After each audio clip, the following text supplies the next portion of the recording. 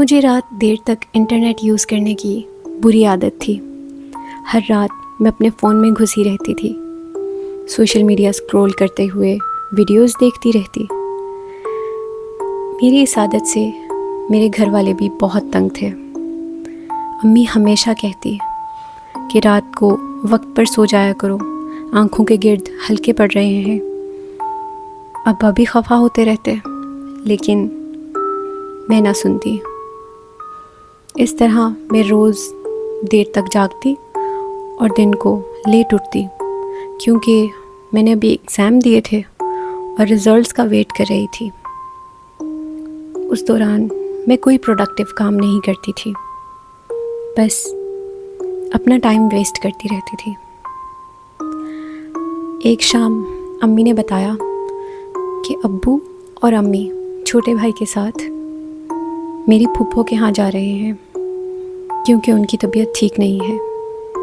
मुझे वैसे भी किसी के घर जाना पसंद नहीं था, तो मैंने जाने से इनकार कर दिया। अम्मी ने लाख कहा, लेकिन मैंने कहा कि मैं घर पर ही रहूँगी।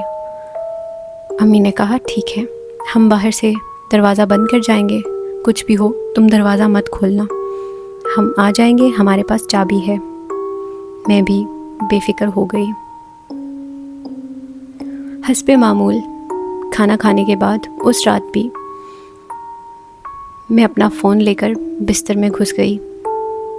वीडियोस देखते हुए टाइम पास करने लगी, लेकिन मेरे दिल में रह रहकर कुछ अजीब से ख़यालात आ रहे थे, जैसे कुछ गलत होने वाला हो। रात के किसी पहर मुझे ऐसा फ़ील हुआ कि मुझे वॉशरूम जाना चाहिए। बिस्तर से उठने का दिल बिल्कुल भी नहीं जा रहा था, लेकिन मैं उठी और वॉशरूम की तरफ चली गई। कमरा छोड़ते हुए मुझे ऐसा महसूस हुआ जैसे मेरे पास से कोई अजीब सी चीज़ गुजरी हो, लेकिन मैंने इसे अपना वहम समझा और जहन से निकाल दिया। वॉशरूम का दरवाज़ा खोला और अंदर चली गई। जैसे ही मैंने वॉश बेसिन की तरफ देखा, मेरी सांसें रुक गई। शीशे के सामने मैं ही खड़ी थी, मगर वो मैं नहीं थी। मेरी रगों में खून ने गर्दिश करना बंद कर दिया। मैंने शीशे में खुद को देखा, लेकिन वो मैं नहीं थी। वो लड़की बिल्कुल मेरे जैसी दिख रही थी, लेकिन उसकी आंखों में कोई तासुर नहीं था।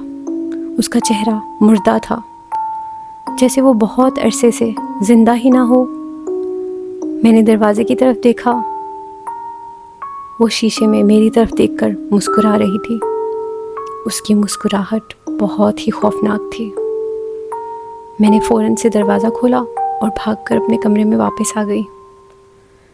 कंबल खोला और उसके नीचे छुप गई, लेकिन वो चेहरा, वो हुलिया, वो मैं, वो कौन थी?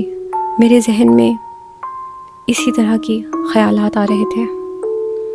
मुझे बहुत डर लग रहा था। डर के मारे मुझे कोई विर्द, कोई वजीफ़ा, कोई आयत कुछ याद नहीं आ रहा था। मैं बस खौफ के मारे कांप रही थी। आहिस्ता आहिस्ता मैंने खुद को समझाने की कोशिश की और अपने जहन से वो चीज़ें निकालने लगी। मैंने खुद को समझाया कि ऐसा कुछ नहीं है, सब ठीक है, वो सब सिर्फ मेरा वहम था। मैंने आँखों को ज़ोर से बंद किया, लेकिन नींद भी नहीं आ रही थी। कुछ देर बाद हिम्मत करके मैंने कंबल हटाया। जैसे ही मैंने चेहरे से कंबल को हटाया, कमरा पहले जैसा ही था, हर चीज़ अपनी जगह पर थी। मैंने फ़ोन जलाकर यहाँ वहाँ देखा और वहाँ कुछ ऐसा नहीं था। अंधेरे के बायस मुझे साए नज़र आ रहे थे, मगर फ़ोन की टॉर्च से सब कुछ नॉर्मल लग रहा था। मैंने साइड टेबल पर रखा हुआ पानी पीने के लिए हाथ आगे बढ़ाया तो बॉटल गिर गई। मैं हिम्मत करके उठी, बॉटल उठाई, उसमें से पानी पिया और वापस लेट गई। कुछ ही देर बाद जैसे ही मैंने करवट बदली, मैं अपने बेड पर अपने सामने लेटी हुई थी, लेकिन वो मैं नहीं थी। मैंने आंखें बंद की और फिर खोली, आंखों को मला, लेकिन मैं अपने सामने जूं की तूं लेटी हुई थी। वो मेरी ही आंखों में देख रही थी, वो मैं ही थी और मैं अपनी आंखों में देख रही थी और मुस्कुरा रही थी। उसके होंठ हिले, लेकिन कोई आवाज़ ना आई। ये मंज़र बहुत ही भयानक और खौफनाक था। मेरे हाथ पांव सुन्न हो गए। मैं सीधा उस लड़की के सामने थी जो शक्ल में हूबहू मेरे जैसी थी, लेकिन वो कोई और थी। उसकी आंखें खुली और उसने मेरी तरफ अपना हाथ बढ़ाना शुरू किया। मैं चीखना चाहती थी, लेकिन मेरी आवाज़ मेरे गले में ही कहीं घुट कर रह गई थी। जैसे ही उसने अपना हाथ मेरी तरफ बढ़ाया, मैंने खौफ के मारे अपनी आंखें बंद कर ली, लेकिन मुझे अपने बालों पर किसी का हाथ महसूस हुआ। मैं चीखी और ज़ोर से चिल्लाई। उसके बाद मुझे नहीं याद क्या हुआ। जब मेरी आंख खुली तो मेरी अम्मी और अब्बू, मेरा छोटा भाई मेरे बिस्तर के साथ लग कर बैठे हुए और बहुत परेशान थे। डॉक्टर साहिबा भी आई हुई थी। सब मुझसे पूछने लगे, तुम्हें क्या हो गया था? लेकिन मेरे पास कोई जवाब नहीं था। मुझे कुछ समझ नहीं आ रही थी। उस वक्त मैं चुप रही। बाद में सब कुछ नॉर्मल हुआ तो मैंने अम्मी से सारी बात शेयर की, लेकिन अम्मी ने मेरी बात का यकीन नहीं किया। सबको ऐसा लगा जैसे मैं अकेले में डर गई हूँ।